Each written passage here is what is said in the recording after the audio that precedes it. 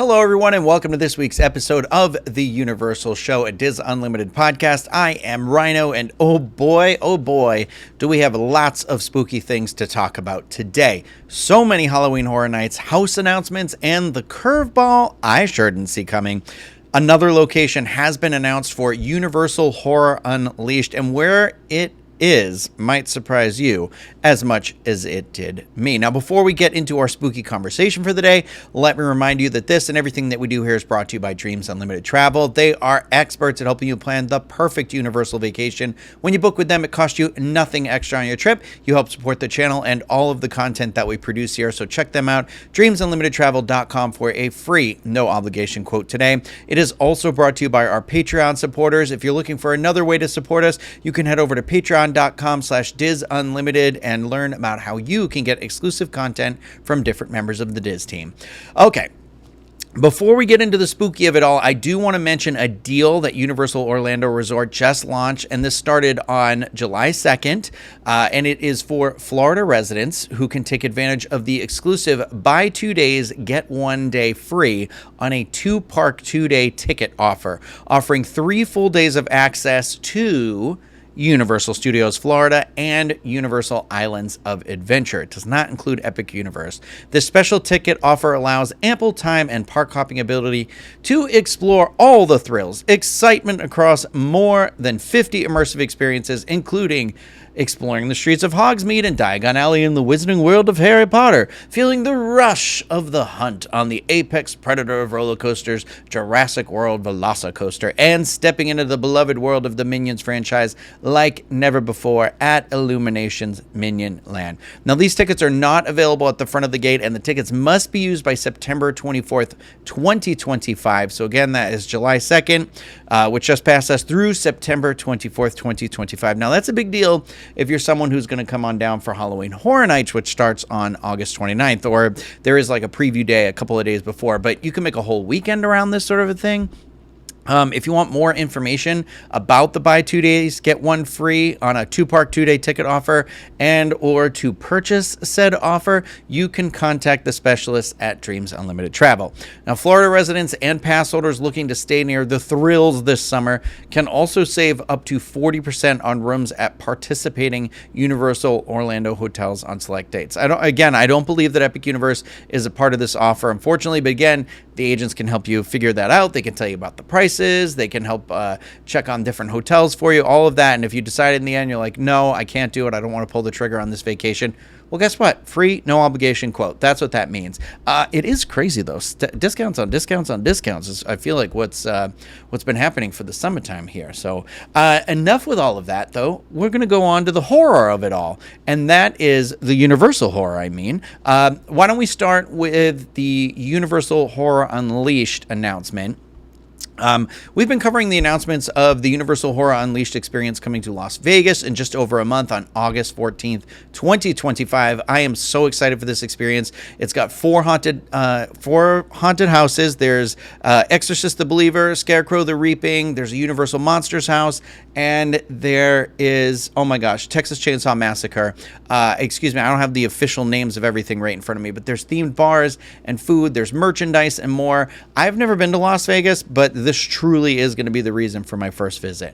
But get this, Universal just announced a second location for this experience, which kind of took me by surprise because this one hasn't even opened yet. But Universal Horror Unleashed is bringing its thrilling horror experience to Chicago, with a new year-round attraction opening in 2027. This is going to be the brand's first location in the Midwest. The Chicago location will be housed in a vacant commercial building at 700 West Chicago Ave. If you want to drive by and take a look, it's directly across from the new Bally's Casino in the River North neighborhood. Construction is set to begin in early 2026, with the attraction scheduled to open in 2027. I'm curious if it'll have different houses.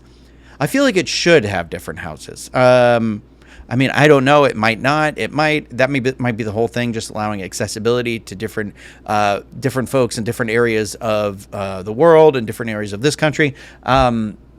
But I am excited nonetheless. Universal Horror Unleashed Chicago will transform that space, that vacant space, into a premier horror destination featuring terrifying mazes, themed bars and eateries, live entertainment, unique food and beverage options, and a retail area. This attraction is designed to provide immersive year-round thrills that go beyond traditional seasonal Halloween events. The project is anticipated to generate over $1 billion in economic impact for Chicago and create more than 400 permanent jobs, including positions for scare actors, makeup artists, and prosthetic specialists, amongst many other positions over there. But more details will be shared as the opening date nears. Like I said, the Las Vegas location opens August 14th, 2025. Tickets are now on sale for that one. But wow, for Chicago, that is awesome. That one seems like a bigger swing to me than the other one, because like Las Vegas is like all about these like destinations and sort of shows and experiences and these big things. And I really do hope that one succeeds. I hope the Chicago one succeeds. I do know some people that live up in that Midwest area, so it makes this experience a lot cheaper of one for me to experience than the other one. But wow, I'm really very much looking forward to this. I'm loving the expansion of the brand into other areas of the country, especially those cooler climates. May it prosper. May it continue. There is also that Universal Kids Resort that will be opening in Texas in the near future too. So Universal is really setting up shop, cutting up the pieces, moving it around there. I'd really love to see how this comes out. Who knows where it'll go to next? Maine. I'd love to see something in the Northeast. We've got something on the West Coast. We've got stuff on the lower in the South on the East Coast. Now bring it up top, baby. We got one in the middle. We got one on the bottom. I feel like if we get all the quadrants, we're great. But let's more to talk about that and speculate on that in the future. Very, very excited. Like I said, can't wait to see this and how this all comes to fruition. But right now, we're going to move on our conversation to the premier Central Florida Halloween event, and that is the Universal Halloween Horror Nights 2025 event. We have a bunch of house announcements to go through, okay? This year, according to the Universal website, we are promised 10 new mind-ripping haunted houses, and right now we know maybe 8. It's definitely seven houses for sure. I'm going to go through all of them, even though we already talked about one. And I'll tell you why I'm saying 8 and not 7. I don't know. I'll tell you in a second. So first off, we're going to go to the first official house that had detail in the announcement for Halloween Horror Nights, and that was Fallout. Based on the popular video game and Prime Video series, Fallout will blast its way to both Universal Studios Florida and Universal Studios Hollywood, where you'll encounter the horrors of a post-apocalyptic wasteland. Now, let me read you the description here. Let me get my pipes going. In this terrifying haunted house, fans will encounter iconic scenes and characters that will put them into the frightening action of the popular series. The journey begins beneath the surface in Vault 33, where guests follow vault dweller Lucy McLean as she escapes a bloody massacre, only to discover an evil hidden secret. From there, visitors venture to the surface, where they must dodge attacks from scavengers and raiders, desperate survivors who will do anything to remain alive, as well as mutated cockroaches known as rad cockroaches. As guests travel through the hellish wasteland, they'll go through iconic locations like the Super Duper Mart and encounter the Ghoul, an ageless bounty hunter who has endured radiation exposure for centuries. Additionally, they will come face to face with a young squire named Maximus and gaze in awe at his T-60 armor. With frightful terrors at every turn of the eerily authentic haunted house, fans will question if they can ever escape the horrors of the wasteland. I'm not going to do the voice anymore. That was awful. I guess I better start watching the show, playing the video game maybe. I think I'm going to do show, then video game. But, you know, it's July as of recording this. I feel like I've got about a month and a half to go. I've got to get into it because this next announcement, I've got quite a number of films to binge. You'd think I'd already be caught up, but I've only seen some of it. And this next one is very, very exciting. And it was appropriately announced on Friday the 13th, I may point out, is the return of the one and only iconic horror villain, Jason Voorhees, with Jason Universe. And you know what's fun? if you've seen the visual for this, the I and the E in universe are a 1 and a 3. I thought it was computer code until my dummy brain was like, it's 13, you dummy. So cute marketing on that one. So the description for this one is, for 45 years, Jason has, I feel like I'm saying this one too nice. For 45 years, Jason has tormented audiences worldwide and is considered one of the most notorious villains in cinematic history. This fall, the twisted creative minds behind Halloween Horror Nights pay homage to the machete-wielding slasher in a horrifying haunted house that reawakens the legend to terrifying old and new fans alike. Jason Universe will take Halloween Horror Nights guests on a vengeance tour throughout the summer camp to see where it all began, from the creaking floorboards of Jason's ramshackle cabin to the decaying main lodge and the eerie forest that offers no refuge for his victims. Around every corner, fans will be inundated with infamous killer moments from Jason's heinous homicidal career as he taunts and stalks his victims, who learn to wait that the legend is real. Okay, so what's interesting about this description is it kind of reads like this is going to be mostly at the camp and not in I can't remember which Jason it was, 8 or something. It might be less than that, but he takes Manhattan in one of them. Am I incorrect? He goes to space in one of them. Am I incorrect in that? He fights Freddy in one of these. I don't think Freddy's going to be in this house in these, but it is interesting. We haven't seen Jason here, I don't believe, since Freddy versus Jason. So this is fun to get like a classic horror villain, horror icon back again at Halloween Horror Nights. It's also interesting, if you've been following Jason at all, I know there's been there was a lot of legal debate and things like that about who owns what rights to what parts of his property or anything like that. I think recently somebody might have gotten more. I could be like completely crazy and mistaken, but I know like originally they wanted to have him on Supernatural for one episode and then they couldn't because there was a rights debate. And then I know A24 is doing a Camp Crystal Lake like TV show or something. And we'll see how that all plays out. But what a time to be a Jason fan. There was some merch that came out for this, specifically a t-shirt that was pretty cool with Jason like behind these red trees. That sold out pretty fast. I mean, I think it's available in like extra smalls and small still. But I feel like that is maybe a pretty big indicator of how this house is going to be in terms of popularity. So I think this and Fallout are going to be the two very big houses. Now, continuing the tradition of the last few years of Halloween Horror Nights, we have a Spanish language house again with El Artista, a Spanish haunting. In 19th century Spain, a tortured artist moves into an isolated country manor for inspiration, but the art comes alive and possesses him. This is giving me vibes that it might be reusing some of the props from the Haunted Museum house from 2024. But I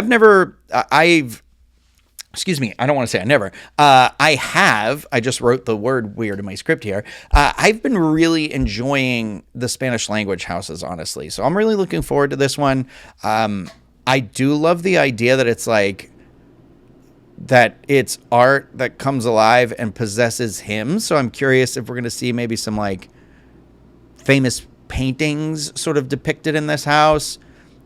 Salvador Dali, I don't know, maybe something like that. I don't know. And Dali could not be Spanish, and I could be completely mistaken. I cannot remember at this moment, this juncture in time. But I'm looking forward to that one. The next one I'm like really looking forward to because I bet it's going to be campy as all get out. And that is Hatchet and Chains Demon Bounty Hunters. Now, this house is a direct spinoff from last year's Slaughter Cinema 2 house. I love when they expand the ideas from former houses, especially that Slaughter Cinema house. I feel like it is ripe for future houses. Shocked they're not doing the giant shark house, though. Whatever. The description for this one reads, in this old west town, all hell is breaking loose. Red-hot lava demons are trying to possess everyone, melting everything in their path. That's it. It's a very short description. I'm not trying to be this guy, but it does also sound like perhaps there might be some reused props from the Dueling Dragons house, since that was like a fire and ice house. And then the Western house that we had a couple of years ago, whose name is like slipping my mind. I want to say Lightning Gulch, maybe, but I'm into it. Honestly, I love a Western-themed Halloween Horror Nights house, and even better, I love a campy theme, so I can't wait to see how this one all plays out. Now, what I do love, or what I do not love, I should say, is the theme of this next house, solely because it sounds like everyone's sort of collective nightmare. And this house is called Dolls Let's Play Dead. You're about to become doll size and be hunted by the toys that have been burnt, melded, and stitched together by a twisted little girl. The accompanying artwork for this house shows bloody and broken doll heads surrounded by eyeballs, grimy toys. I mean, they're grimacing too. Scissors, a sewing needle, razor blade, and a lighter. Could be great, could be scary. Definitely going to make me uncomfortable, I think, for sure. I don't know why. All I'm imagining is like porcelain dolls and looking at those and the big eyes, and like my sisters all had these dolls whose eyes would blink and something, and it feels very Toy Story as a horror movie. So I'm here for it. Next, we have Grave of Flesh. Welcome to your funeral where things are about to go from bad to worse. You'll enter your grave and then pass through the gates of the underworld where flesh eaters who feed on the dead will be waiting for you. Get lost in their cavernous underground world where an endless gauntlet of flesh-eating creatures will hunt you mercilessly for all eternally. I messed that up. Eternity is the word. The accompanying artwork shows a traditional moonlit graveyard in the background with a creepy creature wrapped in roots lurking beneath the soil, surrounded by buried bones and menacing looking skulls. So, honestly, I don't really know how to feel about this one. I feel like the Dolls one I could easily understand. Easy to understand that plot. We've seen Toy Story. We know toys come alive. We know the thing about scary dolls. This one seems, I don't know, like a little easy. Does that make sense? I don't want to say like easy, but like you died, you go through the grave, you died, and you're in the underworld and it's monsters. Oh no. Like, of course, being set in a graveyard does sound like it's a lot of fun. I'm going to contain my reservations until after I've experienced it, of course. But this one seems like the lower part of, like, I'm not saying it won't be good, but it just feels like there isn't much of a story in here. But again, reservations held until experienced. The one I am really excited for is this Galkin Monsters of the North. I could be pronouncing that incorrectly because it's got the little symbol on top of the A here, but the description reads, in a remote northern village, a wicked being rises from the dead, bringing a horde of monsters and demons from the fjords to wreak havoc on the townspeople. You'll face icy, horned, winged, and wolfish fiends that gradually merge into one giant horror. Then you'll try to escape the belly of the beast. Okay, here's the thing. We love a cold house. We love a snowy house. We love a small village setting. Could this be this year's Goblin's Feast? I think so. I really hope so. Also, it's sort of one of those things. It sounds like one of those houses where you like look for props from years past in here, which is great. But I truly do.